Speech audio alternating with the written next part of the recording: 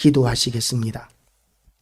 하나님 아버지, 오늘 우리에게 기쁜 성탄 감사 예배를 하나님 앞에 올려드리게 하심을 감사드립니다. 이 예배를 통하여 우리의 심령 가운데에도 예수 그리스도께서 완전히 임재하시고 우리의 왕이 되어주시고 우리의 삶을 주관하시고 인도하셔서 우리의 삶이 외로운 가운데서 우리 가운데 우리의 지혜로 우리의 능력으로만 살아가는 것이 아니라 하나님의 인도하심과 도우심으로 인하여 우리 모든 교회와 성도들이 풍성한 삶을 누리게 하여 주시옵소서. 예수 그리스도를 이 땅에 보내시고 우리를 위하여 우리의 모든 죄를 대속하게 하신 우리 하나님께 찬양과 경배와 영광을 올려드리오며 이 시간 이 예배를 통하여 하나님 홀로 영광 받아 주시옵소서. 예수 그리스도 이름으로 기도드리옵나이다. 아멘. 성탄 감사 예배에 오신 모든 분들을 사랑하고 환영합니다. 우리가 이 족보 성경을 읽다가 보면 족보를 보면 정말 이건 넘어가기가 어려울 정도로 어렵고 딱딱하고 재미없고 그런 지겨운 본문이 바로 이 족보 부분입니다. 그래서 신약 성경을 읽을 때 첫 번째 1장부터 시작해서 성경을 읽어 나가면 그러면 1장 1절부터 17절까지 말씀이 무슨 말인지도 모르겠고 족보가 무슨 의미인지도 모르겠고 그래서 이 족보를 보면서 성경은 이렇게 재미없구나 그러면서 그 다음부터는 덮어버리는 그런 경우들이 참 많이 있습니다. 성도들 가운데서. 그런데 이 족보 이게 굉장히 중요한 의미를 가지는데 사실은 이 족보 한 사람 하나하나가 역사입니다. 한 사람 한 사람에 대해서 다 설교할 수 있을 정도로 이거는 엄청난 분량을 압축해 놓은 것이다. 성경의 엄청난 내용들을 압축해 놓은 것이다 라고 이렇게 볼 수 있는 것이죠. 그래서 성경책의 이렇게 족보 부분은 우리가 책을 사게 되면 목차가 있지 않습니까? 그 목차와 같은 그런 의미가 있다라고 보면 됩니다. 목차를 보면서 우리가 이 책은 목차가 참 재미있어 라고 생각하는 사람은 아무도 없지 않습니까? 그런데 우리가 공부를 하기 위해서는 이 목차를 정말 외우다시피 해야 하는 것을 경험해 봤을 것입니다. 제가 대학교 다닐 때도 시험을 치기 위해서는 일단 목차부터 외워야 했고 그리고 그 목차의 제목과 내용을 짝짓기 하는 그런 공부가 이렇게 되어져야 했었습니다. 그래서 이제 책 전체를 다 거의 외우다시피 하는 교과서가 법대 같은 경우는 이렇게 두꺼운 책들이 한 과목당 이렇게 다들 두꺼운 책들을 보게 되는데 그 책들을 거의 외우다시피 하지 않으면 시험을 볼 수가 없는데 목차를 외우는 것이 그 책을 외우는 지름길이었고 요령이었던 것을 기억합니다. 그래서 공부 잘하는 아이들 보면 이 목차를 중요시하고 공부 못하는 아이들은 목차는 중요시하지 않고 내용만 보다가 질문이 나오면 이게 도대체 무슨 내용은 아는데 이게 무슨 단락의 내용인지 매칭을 시키지를 못해서 시험을 망치는 그런 경험들을 하게 되기도 하는 것이죠.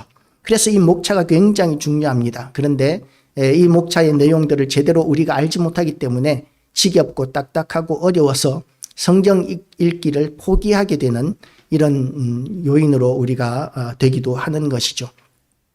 어떤 성도님이 이렇게 평생 동안 교회를 다니지 않다가 그 아내가 통사정을 하고 사정을 하고 그렇게 강권하다시피 하니까 어쩔 수 없이 끌려서 교회에 한번 나온 적이 있었다고 합니다. 그런데 이제 성경을 설교를 하는데 그날따라 이 본문이 이렇게 마태복음 1장이었어요. 그런데 이 1장을 보면 이 낳고 그래서 이 부분을 산부인과 복음이다 라고 이렇게 이야기하기도 합니다. 왜냐하면 계속 낳는 거니까요. 산부인과 의사가 좋아할 만한 복음이지 이 다른 사람들이 좋아할 만한 복음은 아니다라고 이렇게 생각이 되는데 그날따라 목사님도 설교가 그렇게 시원치 않았던 것 같아요. 평소 같으면 설교를 참 재밌게 잘 하시던 목사님이 1장을 마태복음 1장을 가지고 이 족보 부분을 가지고는 설교가 이렇게 좀 재미있지도 않았고 딱딱하고 그래서 아내는 그 남편을 눈치를 보는 거죠. 어렵게 이렇게 이끌고 왔는데 이 족보 부분 이걸 하필이면 오늘 이걸 설교해가지고 아이고 헛걸음쳤네 헛수고했네 다시는 안 나오려고 그러면 어떻게 하나 그렇게 걱정하면서 남편을 보는데 예배를 마치고 이제 나가는 길에 남편이 이렇게 이야기를 하더랍니다. 성경을 보니까 기독교가 원래 족보가 없는 건지 알았더니 족보가 있네. 그러면서 기독교에 족보가 있기 때문에 믿을 만하다. 그렇게 생각을 하고 그다음부터 신앙생활을 아주 열심히 했다는 그런 이야기를 들었습니다. 그래서 우리가 복음을 받아들이려고 하면 인간적인 생각으로는 너무 재미있고 그리고 흥미진진하고 그렇게 해야, 그런 설교를 들어야 재미있으니까 다음 주에 또 와야 되겠다. 그렇게 생각할 것으로 생각을 하는데, 그런데 우리의 신앙은 성령의 감동으로 되는 것이기 때문에 도대체 무슨 원인으로 이렇게 믿게 되는지 우리는 이해할 수 없을지라도 하나님께서 그 마음을 만지기만 하시면 터무니없는 내용을 가지고도 신앙을 가지게 되는 그런 사람들을 우리는 쉽게 만나볼 수 있습니다. 오늘 이 본문을 보면 아브라함과 다윗의 자손 예수 그리스도의 계보라고 이렇게 시작을 합니다. 그러니까 구약 성경에서 제일 이스라엘 사람들에게 가장 중심적인 인물을 꼽으라 그러면 아브라함과 다윗입니다. 아브라함과 다윗, 그리고 이스라엘의 국기를 보면 지금 다 이스라엘의 국기를 기억하시겠지만 육각형의 별이 있어요. 이렇게 삼각형 두 개가 겹쳐져 있는 역삼각형과 정삼각형이 있는 육각형의 별이 있는데, 그 별이 무슨 별이냐 하면 다윗의 별입니다.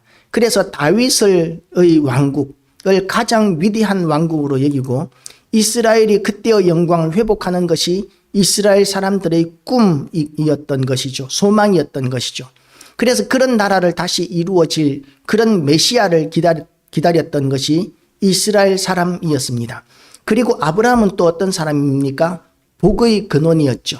그래서 내간으로 복의 근원이 되게 하리라는 하나님의 약속으로 말미암아 그 자손들까지도 축복의 통로가 되는 그런 약속을 받은 사람이기 때문에 아브라함의 후손이라는 직계 후손이라는 그 자부심이 이스라엘 사람들에게는 굉장했었습니다. 그래서 이 본문이 아브라함과 다윗의 자손 예수 그리스도의 계보라고 이렇게 시작하는 것이 이 이스라엘 사람들에게는 굉장히 큰 의미가 있는 것입니다. 그리고 이 내용들을 보면 쭉 내려가면 그 나타나는 이름들이 뭐냐 하면 다 왕의 계보입니다. 다윗이 중심 인물인데, 이새는 다윗 왕을 낳으니라. 다윗은 우리아의 아내에게서 솔로몬을 낳고 이렇게 다윗까지가 나오고, 다윗부터 또 그 다음부터는 이제 왕의 이 족보가 계속 이어지게 되는 것이죠. 이렇게 왕의 족보가 이어지는 이유가 무엇이냐면 그 옛날이나 지금이나 왕조의 계승은 아들을 통해서 이렇게 전달이 됩니다. 대부분의 경우에 반란이나 쿠데타 같은 것이 아니라면, 정상적인 왕위 계승이라면 아버지에게서 아들에게로 왕위가 이렇게 이어지게 되는데, 예수님도 왕으로 오셨기 때문에 이렇게 왕의 계보를 따라서 이렇게 기록되어 있는 것이죠. 누가복음 같은 경우에는 오히려 그 또 다른 그 방법으로 족보를 이렇게 나열하기도 하는데, 누가복음에서는 이제 계속 그의 아버지는 누구고 누구의 아버지는 누구고 이런 식으로 역으로 올라갑니다. 역으로 올라가는데, 그 역으로 올라가서 마지막은 누구냐 하면 아담까지, 그리고 그 아담을 만드신 하나님에게까지 올라가는 식으로 족보가 달라지게 되죠. 이렇게 족보가 이렇게 중요한 부분이기 때문에 기록하고 있고, 성경책을 시작하면서 기록하고 있고, 그리고 이 마태복음은 특별히 별명이 있는데 왕의 복음이라는 별명을 가지고 있습니다. 왕의 복음. 그래서 세상 사람들은 이 나쿠를 보면서 이것을 산부인과 복음이다라고 이렇게 이야기하기도 하지만, 마태복음 이 족보의 진정한 의미는 왕의 계보를 기록한 왕의 복음을 선포하기 위한 내용이다라고 이렇게 볼 수 있습니다. 그런데 이해할 수 없는 인물들도 이 왕의 복음에 등장을 합니다. 어떤 사람이 등장하느냐 하면 3절에 보면 유다는 다말에게서 베레스와 세라를 낳고, 여기서 다말이 누구냐 하면 유다의 며느리입니다. 유다의 며느리인데 아들이 죽고 나니까 이 다말에게, 이 며느리에게 둘째 아들 보내고, 그리고 또 둘째 아들이 죽으니까 셋째 아들 보내고, 그래도 또 죽으니까 막내 아들은 자랄 때까지 기다려라 그래 놓고는 막내 아들을 주지 않았어요. 원래 계대 결혼이라고 그래서 지금은 우리가 여러 가지로 이렇게 어려운 사람들에게 대한 복지 정책이 국가적으로 있지만 그 시대에는 국가적인 어떤 복지 정책 이런 것들이 없었기 때문에 계대 결혼이라는 것을 하는데, 계대 결혼이라는 것은 뭐냐 하면 형이 죽으면 형의 아내를 동생이 이렇게 아내로 맞이하는 거예요. 그렇게 동생이 아내로 맞이하면서 그 형수였던 사람을 이제 자기의 아내로 잘 보살피는 것. 이것이 그 당시에 아무것도 할 수 없었던 여자들의 이 하나의 뭐라 그럴까, 복지 대책, 노후 대책이었던 것이죠. 어쩌면 그것을 부러워할 수도 있겠는데 이것은 부러운 것이 아니라 형수였기 때문에 나이 많은 여자를 아내로 맞이하고 싶은 동생이 누가 있겠습니까마는, 그렇지만 하나님께서 그 형수가 그렇게 형이 죽었다는 이유 때문에 그야말로 완전히 비참한 신세로 떨어지는 것을 방지하기 위하여 계대 결혼이라는 제도를 통해서 형수를 보살피게 하는 그런 정책을 하나님께서 명령하셨던 것입니다. 그런데 다말은 어떤 사람이었느냐, 결혼만 하면 그러면 남편이 죽는, 지금으로 치면 너무나 저주받은 여자인 것처럼 보입니다. 그런데 막내 아들을 이제 자라났기 때문에 이제 결혼을 시키고 돌봐 주어야 하는데, 그런데 이 유다가 막내 아들마저도 이 며느리와 결혼하면 죽을까봐 막내 아들을 주지 않습니다. 그러니까 이 다말이 이제 변장을 하고, 창녀로 변장을 하고, 그리고 이제 유다 시아버지와 동침하고, 그리고 아들을 낳은 것이 이 베레스와 세라라는 아들을, 쌍둥이 아들을 낳게 된 것이죠. 이것을 성경에 기록하기에는 너무나 부끄러운 역사입니다. 그런데도 불구하고 하나님께서는 이 다말이라는 여자를 성경에 기록하게 하셨던 것이죠. 그리고 이 다말의 족보는 또한 유다 족속이 아니고 이스라엘 백성이 아닌 가나안 여인이었던 것으로 우리는 생각이 됩니다. 가나안 여인이라면 그러면 이제 피가 섞인 것이죠. 이방 여자라고 볼 수 있는 여자입니다. 그런데도 불구하고 예수 그리스도의 계보에 하나님께서 이렇게 기록하게 하신 이유가 뭐냐 하면, 아브라함의 축복의 그 근원인 아브라함의 축복의 통로가 되는 데 있어서는 모든 사람들이 그 대상이 되고, 그리고 진정으로 믿음으로 구원을 얻는다라는 것을 더 강조하기 위하여 이런 이방 여자를 지금 혈통 가운데 넣으신 것이죠. 그리고 또한 또 이스라엘 백성들이 가나안 땅에 들어갈 때에 살몬은 5절에 보면은 살몬은 라합에게서 보아스를 낳고, 5절 라합이 어떤 여자였느냐 하면 여리고성에서 이스라엘 백성들이 정탐꾼을 여리고성으로 보냈는데 그 여리고성에서 정탐꾼들을 숨겨준 기생이 라합이라는 여자였습니다. 그리고 그때 당시에 이 라합이라는 기생은 그야말로 술 장사하는 정도가 아니라 창녀와 같은 일을 하던 그런 여자가 이 라합이었던 것이죠.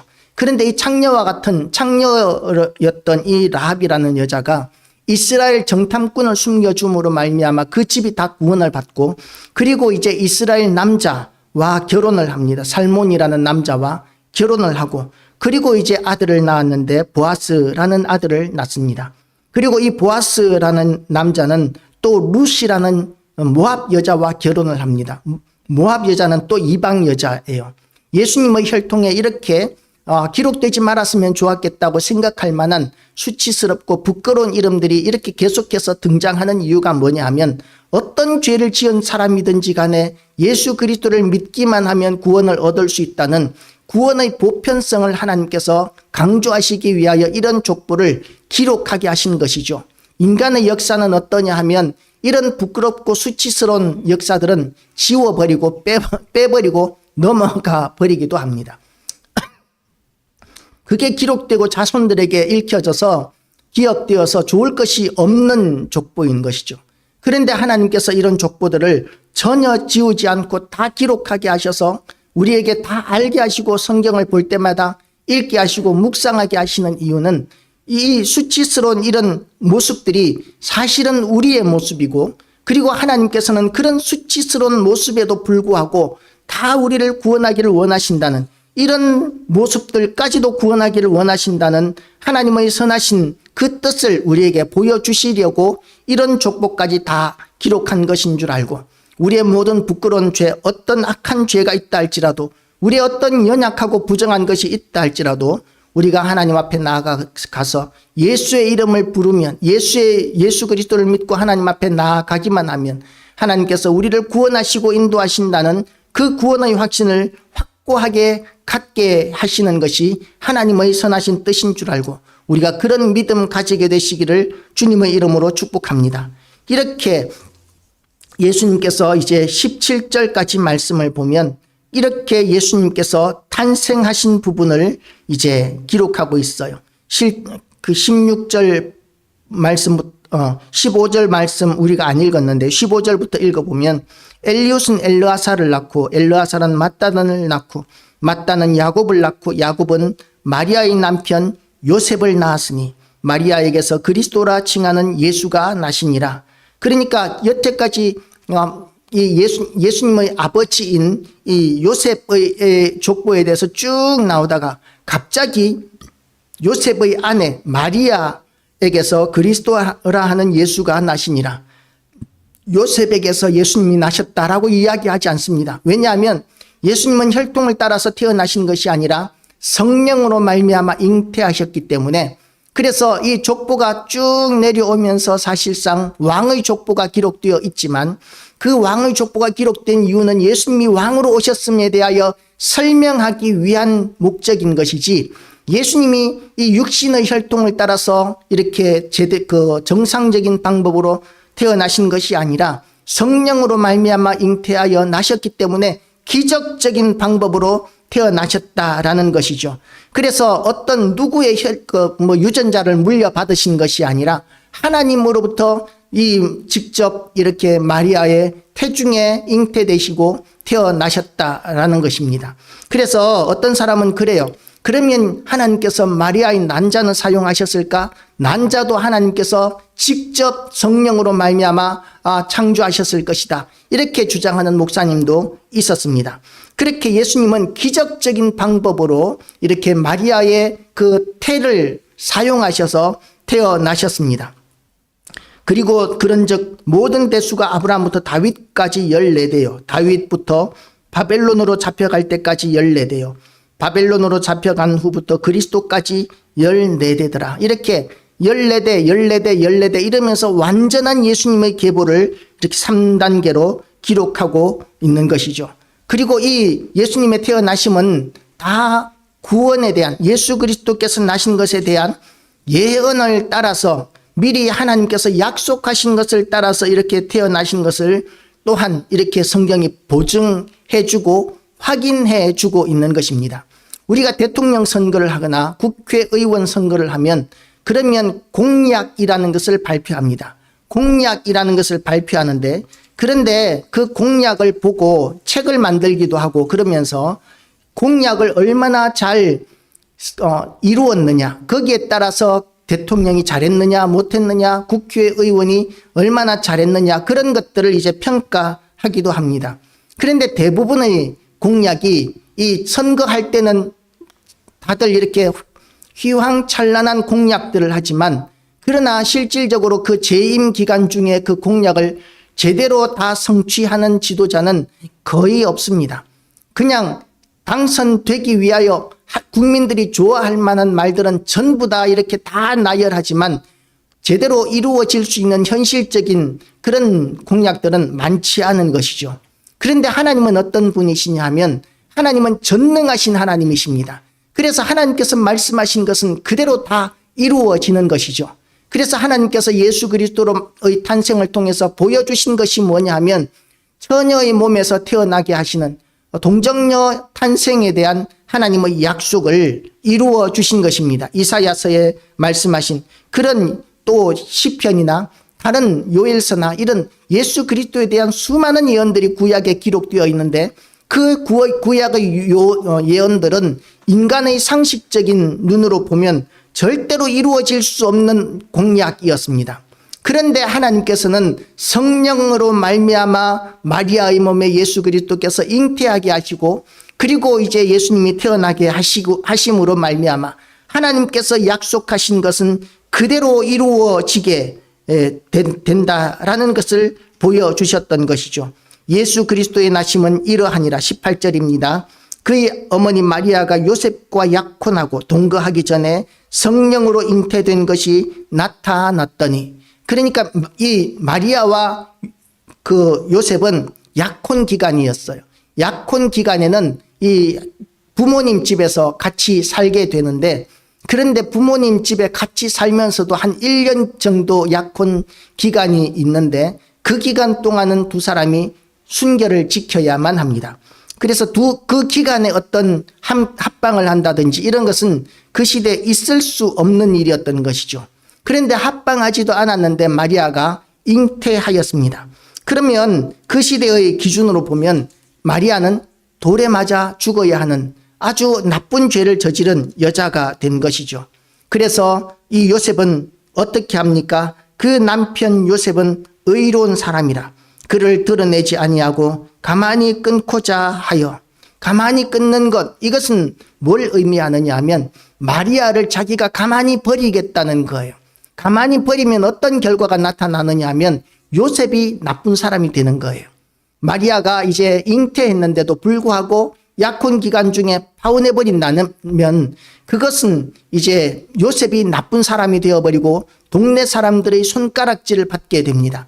그 시대에는 이혼이라는 것이 굉장히 쉬운 시대였었어요. 이혼이 굉장히 쉬운 시대여서 이 모세의 율법에 의하면 너와 이혼하겠다, 남자가 여자에게 너와 이혼하겠다고 3번만 선포하면, 그러면 모세 이전에는 그러면 이혼이 되어버리는 시대였었고, 모세 이후로부터는, 모세 시대에는 내가 너와 이혼한다라는 이혼 증서를 써주고, 이혼 증서를 써주기만 하면 이혼이 성립되던 시대였던 것이죠. 그러니까 이혼이 지금에 비해서는 너무나 쉽습니다. 법원까지 갈 필요도 없습니다. 남편이 아내에게 나는 너와 못 살겠으니 이혼하겠다 라고 한 장 써주면 그러면 이혼이 되어버립니다. 대신에 이제 도덕적으로 동네 사람들한테 비난은 받을 수 있겠죠. 그런데 만약에 그렇지 않고 마리아가 임신했기 때문에, 나와 아무런 연고 없이 마리아가 임신했기 때문에 나는 마리아와 결혼할 수 없습니다 라고 이렇게 동네 사람들에게 알리면 어떻게 되느냐 하면 마리아는 음란한 여인으로 찍혀서 돌에 맞아 죽게 되어 있습니다. 그러니까 그 남편 요셉은 의로운 사람이라 그를 드러내지 아니하고 가만히 끊고자 하는 것, 이것은 이 요셉이 참으로 의로운 사람이 맞다는 것이고, 마리아를 위해서 온 동네로부터 자기가 손가락질 당하고 욕먹는 것까지 용인하겠다라는 그런 태도인 것이죠. 그런데 이 일을 생각할 때에 주의 사자가 현몽하여 이르되 다윗의 자손 요셉아, 내 아내 마리아 데려오기를 무서워하지 말라. 그에게 잉태된 자는 성령으로 된 것이라. 아들을 낳으리니 이름을 예수라 하라. 이는 그가 자기 백성을 그들의 죄에서 구원할 자이심이라 하니라. 고 이렇게 현몽하여서 너무나 생생하게 요셉에게 마리아는 음란한 여자가 아니다, 그렇게 잘못된 임신이 아니다 라는 것을 천사가 와서 알려줍니다. 그러니까 이제 그때 당시까지 메시아 탄생을 소망하던 그런 문화, 그리고 또한 천사도 인정하고, 그리고 죽고 난 뒤의 세상, 천국과 지옥도 인정하는 이런 유대인들의 어떤 신앙, 거기에 기반해서 요셉이 이제 그 천사의 꿈에 현몽한 천사의 말을 받아들이고 믿습니다. 그리고는 이제 마리아와 결혼을 하고 예수를 자기의 아들로 기르게 되는 것이죠. 그래서 이 모든 일들이 이 마리아 혼자, 마리아가 성령으로 잉태된 것, 이것도 마리아가 헌신이 있었습니다. 주의 뜻대로 될지니다 라고 이렇게 천사가 와서 네가 아들을 낳으리니 라고 천사가 마리아에게 이야기했을 때, 보통의 여자라면 얼마나 청천벼락 같은 그런 소리였겠습니까? 결혼하지도 않았는데. 그런데 아들을 낳는다면 온 동네 사람으로부터 손가락질 받는 정도가 아니라 돌에 맞아 죽을 수도 있는 너무나 위험한 일인데도 불구하고 주의 종이오니 주의 뜻대로 하시옵소서라고 이렇게 자기를 헌신하는 마리아의 그 헌신과, 그리고 또한 그 남편 마리아가 성령으로 잉태된 것을 그렇게 믿고 받아들이고 자기의 아들로 길러내는 그 요셉의 헌신, 이 두 사람의 헌신이 있었기에 예수 그리스도는 이 땅에 육신으로 오실 수가 있으셨고, 하나님께서는 그렇게 헌신되고 충성된 사람들을 찾아서 하나님의 위대하신 일들을 이루어 나가시는 것이죠. 그래서 이렇게 예수님께서 오셨다는 것은, 다윗의 자손으로 이렇게 예수님이 오셨다는 것은 예수님의 왕권을 증명하는 것입니다. 그래서 창세기 22장 18절 말씀 보면, 또 내 씨로 말미암아 천하 만민이 복을 받으리니 이는 내가 나의 말을 준행하였음이니라 하셨다 하니라. 그 이렇게 예수님께서 이 땅에 오실 것에 대해서 아브라함에게까지도 하나님께서는 예언하시고, 그리고 약속하시고, 그 약속대로 예수님께서 태어나셔서, 예수님이 또한 왕의 계보를 가지고 태어나셨기 때문에 예수님이 만왕의 왕이심을 성경은 이렇게 선포하고 있는 것이죠. 그리고 두 번째로 예수님의 탄생은 기적적으로 이루어진 일이었습니다. 18절에서 21절 내용을 보면 예수님께서 성령으로 말미암아 잉태한 것에 대하여 기록하고 있습니다.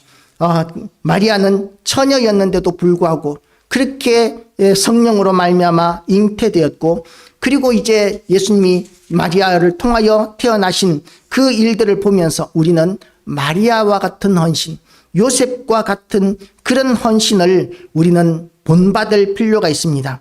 로마서 3장 23절 말씀을 보면 모든 사람이 죄인이라고 의인은 없나니 한 사람도 없느니라고 이렇게 성경은 기록하고 있어요. 그래서 마리아도 죄인이고 요셉도 죄인이었지만 하나님 앞에 헌신되고 하나님의 말씀을 믿음으로 말미암아 그렇게 귀하게 쓰임을 받았던 것처럼 우리도 죄인이고 연약하고 부족하지만 그럼에도 불구하고 우리가 하나님의 뜻에 순종하기로 결단한다면 하나님께서는 우리를 존귀하게 세우시고 우리를 통하여 위대한 일을 이루시고, 그리고 우리가 상상도 할 수 없는 하나님의 큰 상을 우리에게 허락하실 것입니다. 그리고 예수님께서 이 땅에 오셔서 행하신 일들이 무슨 일이었습니까? 수많은 기적들을 행하신 것이죠. 수많은 기적들을 행하셨는데 그 수많은 기적들 가운데는 죽은 사람을 살리기도 하시고, 문둥병자를 치료하기도 하시고, 소경을 보게도 하시고, 그때까지 눈먼 사람이, 구약 성경에는 눈먼 사람이 눈을 뜬 그런 기록은 없었는데, 그런데 예수님이 오시니까 하지 못하시는 일이 없었던 거예요. 구약 시대에 그 많은 선지자들이 있었지만 그 수많은 선지자들 가운데 단 한 명도 하지 못했던 일들을 예수님께서는 혼자서 얼마나 많이 하셨는지 모릅니다. 그런 기적들을 보여주시면서 예수님은 탄생부터가 기적이셨고, 그리고 또한 살면서 그의 생애 전체가 다 기적이었던 것을 성경은 기록하고 있습니다. 그래서 우리는 성경을 보면서 우리는 이 성경이 어떻게 하나님의 말씀이라고, 이게 어떻게 사실이라고, 역사적인 사실이라고 우리가 어떻게 인식할 수 있느냐라고 이렇게 의심하는 사람들도 있는데요. 이 예수님께서 태어나실 때 그 밤은 아우구스도, 오늘 새벽 말씀입니다. 아우구스티누스 황제 때였었고, 그때 온 천하가 호적하라는 그런 명령을 내리셨던 그 역사적인 현장이 그대로 기록되어 있고, 그 역사적인 근거 하에서 예수님께서 어떻게 오셨는지에 대한 기록들이 이렇게 있는 것이죠. 역사를 보면 역사학자들은 이제 역사를 연구하기 위하여 뭘 보느냐 하면 고고학적인 자료들을 봅니다. 유물이 어떻게 발견이 되면 그 유물을 보고 그 시대는 이런 세상이었구나, 어떤 왕이 있었겠구나, 뭐 이런 것들을 유추해서 역사들을 이렇게 기록하고 짜 맞추어 나갑니다. 그런데 가장 권위 있는 역사는 어떤 역사냐 하면 글로 기록된 역사가 가장 권위 있는 역사다라고 이렇게 볼 수 있는데, 가장 권위 있는 그 로마의 역사보다도 더 많은 사본이 있고 그리고 근거가 있는 기록이 바로 성경이에요. 성경은 수많은 사본이 있고, 그리고 또한 그 수많은 사본이 있다는 이야기는 보고 뺏겨 쓴 기록들이 많이 있어서 이 성경의 원래 내용이 뺏겨서 이렇게 많이 인용되었다고 많이 기록되었다는 것은 사실이기 때문이다 라는 것을 증명해 주는 것이죠. 예수님 당시에 요세푸스라는 유대인 역사학자가 있었는데 이 사람은 예수님을 믿는 사람이 아니었음에도 불구하고 예수님에 대해서 뭐라고 기록하고 있느냐 하면 예수라는 사람이 있는데 이 사람은 십자가에 못 박혀 죽었다. 그런데 이 사람이 그동안 살아있는 동안에 행한 기적이 너무나 많기 때문에 이 사람이 살아있는 동안에 행한 기적이 너무나 많기 때문에 이 사람이 정말 사람인지 신인지는 모르겠다 라고 이렇게 기록을 했어요. 예수님을 안 믿은 사람임에도 불구하고 예수님이 행하신 기적이 너무나 많았기 때문에 예수님이 신이시라는 것에 대해서 감히 부정하지도 못하는 그런 역사학자의 객관적인 기록조차도 있는 것이고, 그래서 성경은, 예수님에 대한 모든 성경은 역사적인 사실이고 역사적인 기록이고 어떤 역사보다도 더 권위 있는 현실적인 기록이라는 것을 우리가 알아야 하고, 그래서 여기에 기록된 모든 내용들은 전설이 아니라 사실이다 라는 것을 우리는 알아야 하는 것이죠. 그리고 이 기록들은 불교의 불경처럼 석가모니가 죽고 난 뒤에 500년 동안 구전되다가 그 뒤에 이제 글로 기록된 것이 아니라, 불경은 그렇게 기록되어 있지 않습니까? 500년 동안 석가가 죽고 난 뒤에 500년 동안 구전으로 전달되다가 500년 뒤에야 역사로 기록되었기 때문에 얼마나 많은 불경이 있는지 몰라요. 너무나 많은, 그러니까 우리가 말을 전달하다 보면 말이 더해지기도 하고 빼지기도 하고 과장되기도 하고 왜곡되기도 하고, 그렇게 되면서 말이 한마디 한 것이 얼마나 태산처럼 불어나기도 하는데 불경은 그렇게 기록되었기 때문에, 그래서 불경은 너무나 많아요. 우리나라만 해도 8만 대장경, 8만 대장경이라고 그러지만 8만 개보다도 훨씬 더 많은 그런 그 경전이, 인쇄본들이, 그 목판본들이 지금 보존되고 있다고 하지 않습니까? 그런데 그게 불경을 다 보존하고 있는 것도 아니라고 그래요. 8만 대장경보다도 훨씬 더 많아진 이유가 구전으로 기록되었기 때문인데, 성경은 그때 당시의 사람들이, 예수님을 경험한 사람들이, 직접 경험한 사람들이 그 시대에 바로 기록을 했기 때문에 불경과 같은 그런 엄청난 분량이 생기지 않고, 우리가 가지고 있는 이 정도, 이것도 많다고 할 수도 있겠지만, 그러나 예수님의 생애를 이렇게 기록하고 성경의 역사를 기록한 내용으로 보면, 그러면 불경에 비하면 엄청나게 명확하고 그리고 정확하게 기록된 것이다 라고 이렇게 볼 수 있는 것이죠.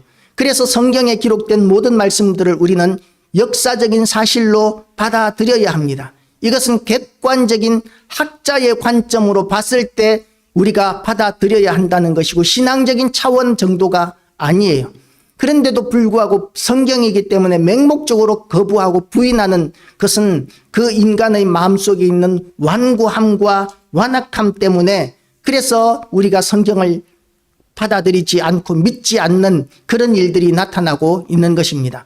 우리가 마음을 열고 성경의 이런 객관적인 진리의 사실들을 받아들이기만 한다면, 그러면 어떤 역사보다도 명확한 이 성경에 기록된 예수 그리스도를 안 믿을 수가 없는데도 불구하고 너무나 많은 사람들이 예수님을 믿지 않는 이유는 맹목적으로 그 완고함과 완악함 때문에 받아들이지 않는 것이죠. 그리고 핑계를 댑니다. 교회에서 목사님들이 하는 이야기를 들으니까 구원하기로 작정한 사람만 구원받는다면서요.